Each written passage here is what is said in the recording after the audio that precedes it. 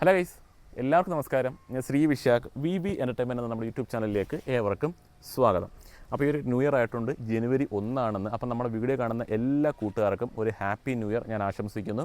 അപ്പോൾ നിങ്ങൾ 2024 നിങ്ങൾ ആഗ്രഹിച്ചതോ അല്ലെങ്കിൽ ചെയ്യണമെന്ന് വിചാരിച്ച എന്തെങ്കിലും കാര്യങ്ങൾ നടന്നിട്ടില്ല എന്നുണ്ടെങ്കിൽ നിങ്ങൾക്കത് ഈ ഒരു വർഷം ഈ 2025 അത് നടക്കട്ടെ എന്ന് ഞാൻ പ്രാർത്ഥിക്കുന്നു. അതേപോലെ തന്നെ കഴിഞ്ഞ വർഷം ആർക്കെങ്കിലുമൊക്കെ ആഗ്രഹിച്ച വാഹനങ്ങൾ എടുക്കാൻ പറ്റിയിട്ടില്ല എന്നുണ്ടെങ്കിൽ ഈ ഒരു 2025 എന്ന ഈ ഒരു വർഷം അത് എടുക്കാൻ സാധിക്കട്ടെ എന്ന് ഞാൻ ആത്മാർത്ഥമായിട്ട് പ്രാർത്ഥിക്കുന്നു. അതേപോലെ തന്നെ ഞാൻ ഉപയോഗിക്കുന്ന ഒരു വാഹനം ഏതാണെന്ന് ചോദിച്ചാൽ എൻ്റെ പ്രത്യേകിച്ച് അങ്ങനെ വാഹനങ്ങളോ കാര്യങ്ങളൊന്നും നേരത്തെ എൻ്റെ ഒരു ഓൾട്ടോ ഉണ്ടായിരുന്നു, അത് ഞാൻ കൊടുത്തായിരുന്നു. അത് കൊടുക്കാനുള്ളൊരു കാരണം എന്ന് വെച്ച് കഴിഞ്ഞാൽ ഒന്നിൻ്റെ ഒരു ചോദിച്ചിട്ടുണ്ടായിരുന്നു കേട്ടോ, നമ്മുടെ ഒരു വണ്ടി ഉണ്ടോ എന്നുള്ളത്. അതിൻ്റെ ഒരു ഉത്തരവാണ് ഈ പറയുന്നത്. അത് കൊടുക്കാനുള്ളൊരു കാരണം എന്ന് വെച്ചാൽ ഏകദേശം ഒരു 8000 രൂപയ്ക്ക് അടുത്ത് EMI വരുന്നത്. എനിക്ക് ആ വണ്ടിക്ക് അങ്ങനെ വലിയ ഉപയോഗ കാര്യങ്ങളൊന്നുമില്ല, അങ്ങനെ ലോങ് യാത്രയൊന്നും ഒരുപാട് പോകുന്ന ഒരാളൊന്നുമല്ല. ഞാൻ കൂട്ടുകാരായിട്ട് എവിടെയൊക്കെ കറങ്ങാൻ പോകുന്നു, അങ്ങനെയുള്ള ആവശ്യങ്ങൾ മാത്രമേ എനിക്കുള്ളൂ. ഞാൻ കൂടുതലും ലോങ് ഒക്കെ പോകുന്ന സമയത്ത് ഇപ്പോൾ കൊല്ലത്ത് നിന്ന് എറണാകുളം പോകണമെങ്കിലും അല്ല തിരുവനന്തപുരം പോകണമെങ്കിലും എവിടെ പോകണം ഞാൻ കൂടുതലും ട്രെയിനിലാണ് നമ്മൾ യാത്ര ചെയ്യുന്നത്. വാഹനം ഓടിച്ച് അങ്ങനെ പോകുന്ന എനിക്കൊരു ശീലം എനിക്കങ്ങനെ ഇല്ല. എനിക്കത് ഭയങ്കര ഒരു ക്രൈസുള്ളൊരു സംഭവമല്ല വാഹനം ഓടിച്ചു കൊണ്ട് പോകുന്നത്. എനിക്കെപ്പോഴും എന്താ പറയുക, കോ പാസഞ്ചർ സീറ്റിലിരിക്കുന്നതാണ് എനിക്ക് എപ്പോഴും ഒരു കംഫർട്ടായിട്ടുള്ളൊരു കാര്യം. വാഹനം ഓടിക്കത്തില്ലെന്നല്ല, നമ്മൾ ഓടിക്കും. എനിക്ക് കുറേ അങ്ങ് ഓടിക്കുന്നത് എനിക്ക് അത്ര ഇഷ്ടമുള്ളൊരു കാര്യമൊന്നുമല്ല. അപ്പോൾ നമുക്ക് എൻ്റെ കണ്ടന്റിലേക്ക് വരാം. അപ്പോൾ നമ്മുടെ വാഹനത്തെക്കുറിച്ച് കുറേ പേര് ചോദിച്ചിട്ടുണ്ടായിരുന്നു.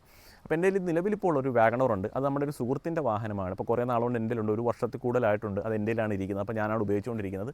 വാഗണറാണ് എൻ്റെ ഇരിക്കുന്ന വാഹനം. അപ്പോൾ ആ ഒരു വാഹനം ഉള്ളത് കൊണ്ട് തന്നെ നമ്മൾ മറ്റൊരു വാഹനം വാങ്ങുന്നതിനെക്കുറിച്ച് നമ്മൾ ആലോചിക്കുന്നില്ല. കാര്യം പുതിയൊരു വാഹനം എടുത്താൽ അതിന് EMI, അതിൻ്റെ ചിലവുകൾ, ഇൻഷുറൻസ്, സർവീസ് കോസ്റ്റ്, ഇങ്ങനെയുള്ള കുറേ കാര്യങ്ങൾ വരുന്നതുകൊണ്ട് തന്നെ നമ്മൾ അതിനെക്കുറിച്ച് നിലവിൽ ആലോചിക്കുന്നില്ല. ആ ഒരു വാഹനം ഉള്ളത് കൊണ്ട്. അപ്പോൾ ആ ഒരു വാഹനം നാളെ തിരിച്ചു കൊടുക്കുന്ന സമയത്ത് പുതിയൊരു വാഹനം എടുക്കുന്നതിനെക്കുറിച്ച് ആലോചിക്കും. 1-2 വാഹനങ്ങളൊക്കെ എൻ്റെ മനസ്സിലുണ്ട് എടുക്കാനായിട്ട്.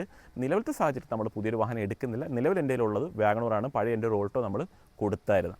കുറേ പേര് ചോദിച്ചിട്ടുണ്ട്, അതിനൊരു ഉത്തരം ഞാൻ പറഞ്ഞു എന്ന് മാത്രമേ ഉള്ളൂ. അപ്പോൾ ഇന്നത്തെ കണ്ടന്റ് എല്ലാവർക്കും അറിയാം, Q&A എന്നതാണ് ഇന്നത്തെ വീഡിയോ.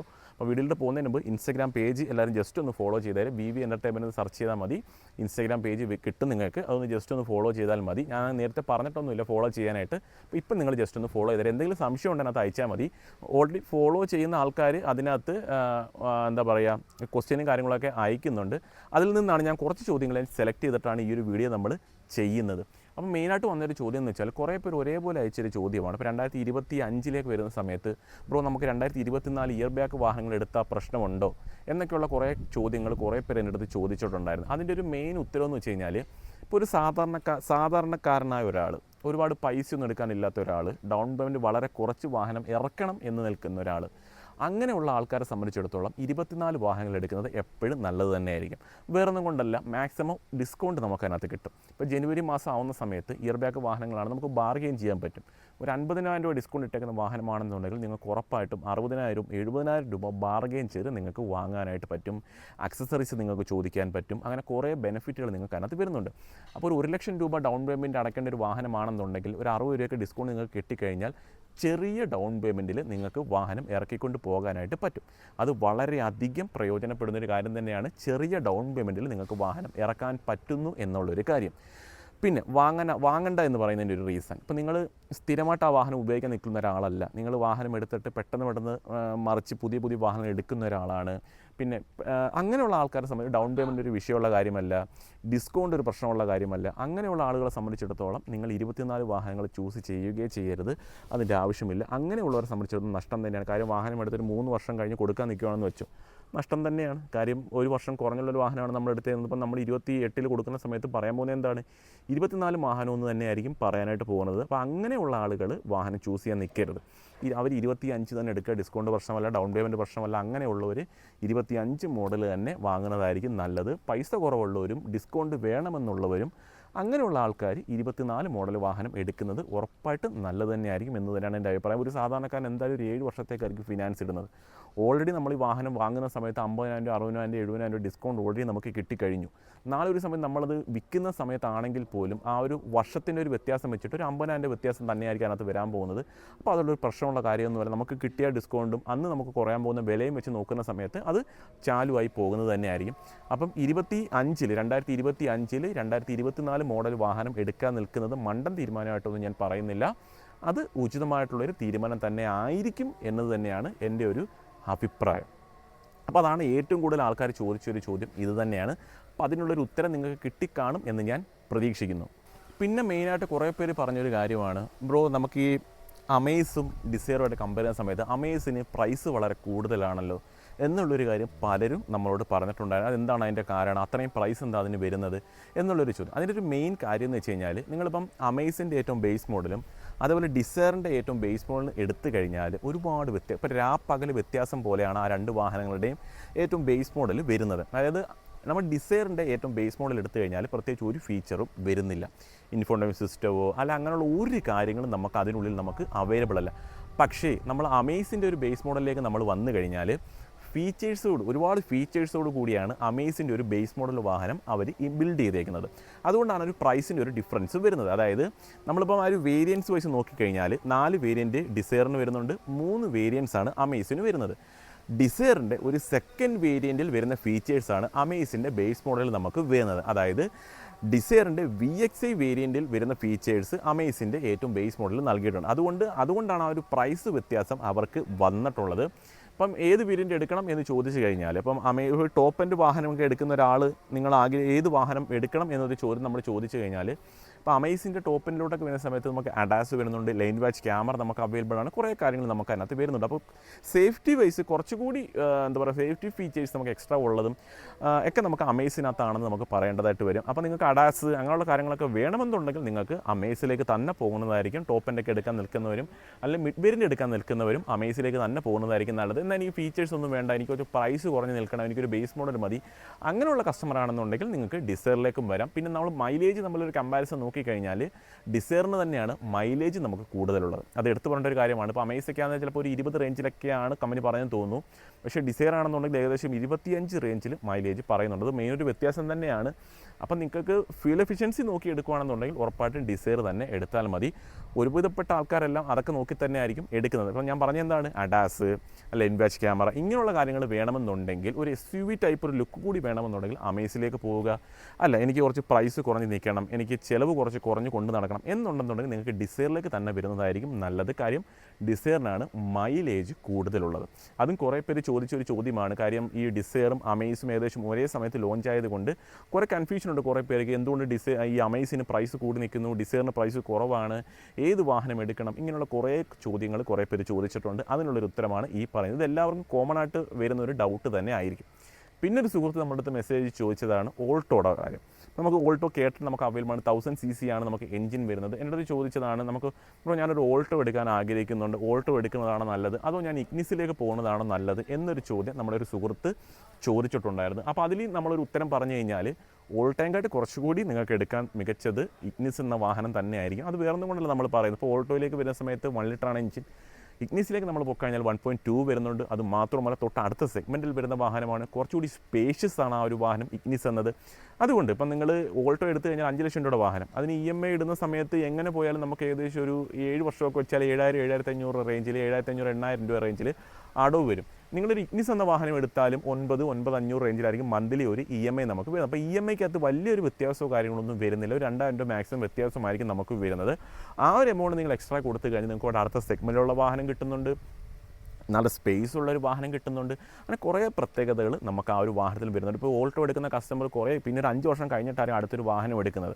അപ്പോൾ അതിനെക്കാട്ടും നല്ലതാണ് നിങ്ങൾ എടുക്കുന്ന സമയത്ത് തന്നെ ആ ഒരു അടുത്തൊരു ഓപ്ഷൻ നോക്കി എടുക്കുന്നതായിരിക്കും നിങ്ങൾക്ക് എപ്പോഴും നല്ലത്. അത് എൻ്റെ ഒരു പേഴ്സണൽ അഭിപ്രായം കൂടിയാണ്. ഇപ്പോൾ ഓൾട്ടോ ഒക്കെ എടുക്കാൻ നിൽക്കുന്നവർക്ക് വേണമെങ്കിൽ ഒരു ഇഗ്നിസിലേക്ക് നിങ്ങൾക്ക് പോകാവുന്നതാണ്. അത് മെയിനായിട്ട് എൻ്റെ ഒരു പേഴ്സണലി ഞാൻ പറയുന്ന ഒരു കാര്യം തന്നെയാണ്.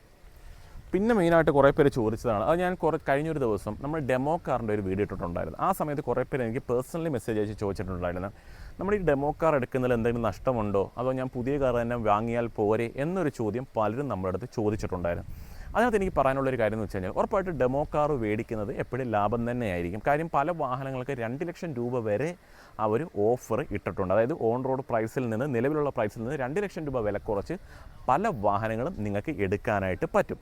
അപ്പോൾ ആ ഒരു ഡിസ്കൗണ്ട് അല്ലെങ്കിൽ പ്രൈസ് കുറഞ്ഞ് നിൽക്കണം അങ്ങനെയൊക്കെ നോക്കുന്നവരെ സംബന്ധിച്ചിടത്തോളം ഡെമോ കാർസ് എടുക്കുന്നത് എപ്പോഴും നല്ലത് തന്നെയായിരിക്കും. കാര്യം ഒരുവിധപ്പെട്ട ഡെമോ കാർസ് എല്ലാം തന്നെ രജിസ്ട്രേഷൻ ചെയ്യാത്ത വാഹനങ്ങളായിരിക്കും. അവർ TC നമ്പർ ബോർഡിലായിരിക്കും വാഹനങ്ങളെല്ലാം ഓടിയിരിക്കുന്നത്. അപ്പോൾ നിങ്ങൾ ആ ഒരു വാഹനം എടുക്കുന്ന സമയത്ത് എപ്പോഴും നിങ്ങൾ ഫസ്റ്റ് ഓണർഷിപ്പിലായിരിക്കും ആ ഒരു വാഹനത്തിൻ്റെ ഓണർഷിപ്പ് വരുന്നത്. അപ്പോൾ ഞാനൊരു വാഹനം ഒരു ഡെമോ കാർ എടുത്തു കഴിഞ്ഞാൽ ഫസ്റ്റ് ഓണർ അതിന് ഞാൻ തന്നെ ആയിരിക്കും. നാളെ ഞാനത് കൊടുക്കുന്ന സമയത്ത് ഒരിക്കലും അതൊരു സെക്കൻഡ് ഓണർഷിപ്പിലുള്ള ഒന്നും വരുന്നൊരു വാഹനമല്ല, ഫസ്റ്റ് ഓണർഷിപ്പിൽ തന്നെ വരുന്നൊരു വാഹനമായിരിക്കും. പിന്നൊരു ബെനിഫിറ്റ് എന്ന് വെച്ച് കഴിഞ്ഞാൽ ഞാനൊരു 2 ലക്ഷം രൂപ ഡിസ്കൗണ്ടിലായിരിക്കും ആ ഒരു വാഹനം എടുത്തത്. ഇപ്പോൾ ഒരു 8 ലക്ഷം രൂപയുടെ വാഹനം ഞാൻ എടുത്തേക്കുന്നത് 6 ലക്ഷം രൂപയ്ക്കായിരിക്കും ഞാൻ ആ വാഹനം എടുത്തേക്കുന്നത്. അതായത് ഒരു യൂസ്ഡ് കാർ വാങ്ങുന്ന വിലയിലാണ് ഞാനൊരു വാഹനം വാങ്ങിച്ചേക്കുന്നത്. നാളെ ഒരു സമയത്ത് ഞാനത് കൊടുക്കുന്ന സമയത്ത് വലിയൊരു കൈനഷ്ടമില്ലാതെ ഒരുപാട് പൈസ നമ്മുടെ കയ്യിൽ നഷ്ടം വരാത്ത രീതിയിൽ നമുക്കത് കൊടുക്കാനായിട്ട് പറ്റും. അപ്പോൾ അവരറിയുന്നില്ല നമ്മളിപ്പോൾ കൊടുക്കുന്ന സമയത്ത് ഇപ്പോൾ നമ്മൾ നോക്കുന്ന സമയത്ത് ഫസ്റ്റ് ഓണർഷിപ്പ് വാഹനമാണ്, ഇപ്പോൾ ഡെമോ കാറാണോ, ഇങ്ങനെയുള്ള കാര്യങ്ങളൊന്നും ഒരിക്കലും വാങ്ങുന്ന ഒരാൾക്ക് അറിയാനായിട്ട് പറ്റും. നിങ്ങൾക്ക് ആ ഒരു രീതിയിൽ വേണമെങ്കിലും കാര്യങ്ങൾ ചെയ്യാം. അത് ഒരു ഉടായ്പ പരിപാടിയാണ്. എന്നിരുന്നാലും ഞാൻ അതിനകത്തുള്ളൊരു സാധ്യത ഞാൻ പറഞ്ഞു എന്ന് മാത്രമേ ഉള്ളൂ.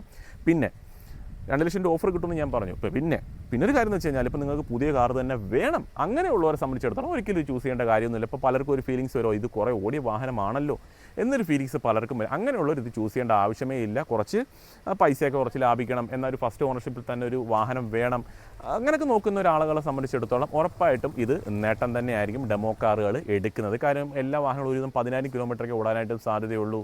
2 ലക്ഷം രൂപ ഡിസ്കൗണ്ടിലൊക്കെ നിങ്ങൾക്ക് വാഹനം വാങ്ങാനായിട്ട് പറ്റും. അങ്ങനെയുള്ള നോക്കുന്ന സമയത്ത് ഉറപ്പായിട്ടും ഡെമോ കാറുകൾ വാങ്ങുന്നത് നേട്ടം തന്നെയാണെന്നതാണ് എൻ്റെ ലാഭം. പിന്നെ നോക്കുക ഇടിച്ചിട്ടുണ്ടോ അങ്ങനെയുള്ള കാര്യങ്ങളും നോക്കണം.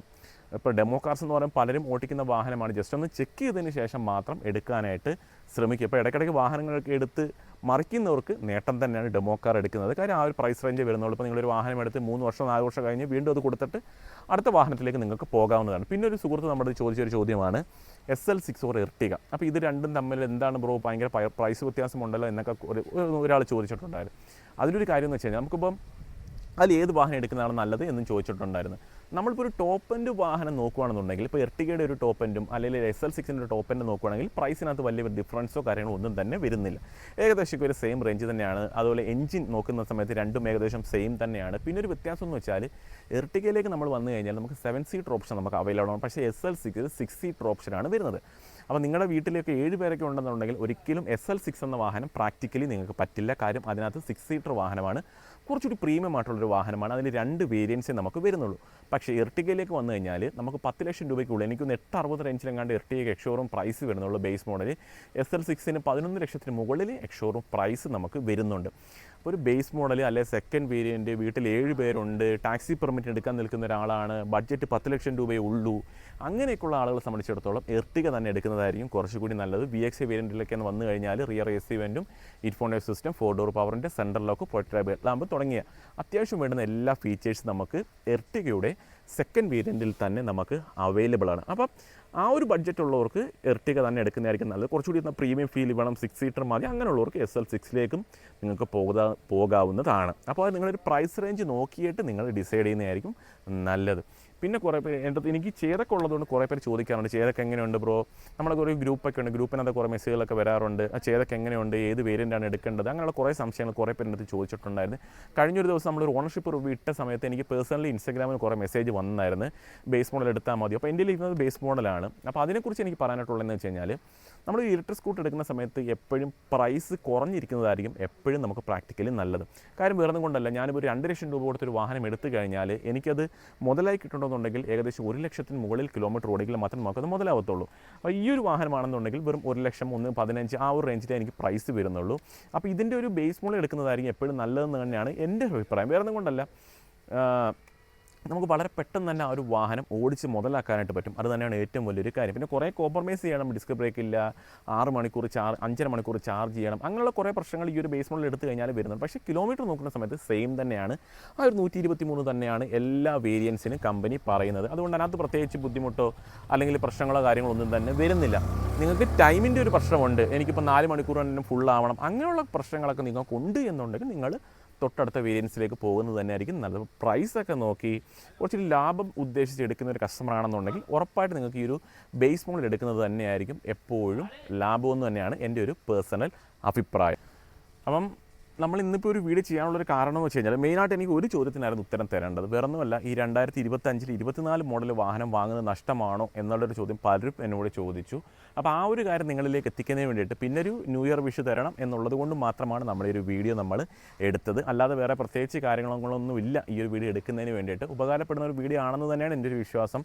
ഒരുപാടധികം ചോദ്യങ്ങളൊന്നുമില്ല, കുറച്ച് ചോദ്യങ്ങൾ എനിക്ക് വന്നിട്ടുള്ളൂ. അതിൽ നിന്ന് നമ്മൾ കുറച്ച് ചോദ്യങ്ങളെടുത്ത് നമ്മളങ്ങ് ചെയ്തതന്നേ ഉള്ളൂ. ബാക്കിയുള്ളതിൻ്റെയൊക്കെ അടുത്തൊരു വീഡിയോ ആക്കിയിട്ട് നമ്മളൊരു വീഡിയോ ആക്കി ഇടുന്നതായിരിക്കും. അപ്പോൾ ഈ ഒരു വീഡിയോ നിങ്ങൾക്ക് ഉപകാരപ്പെട്ട് കാണും എന്നാണ് എൻ്റെ ഒരു വിശ്വാസം. അപ്പോൾ ഇതേപോലെ ഉപകാരപ്പെടുന്ന ഒരു വീഡിയോ ആയിട്ട് അടുത്തൊരു ദിവസം നമ്മൾ വരും. അതുവരെ നമ്മുടെ എല്ലാ കൂട്ടുകാർക്കും ബൈ.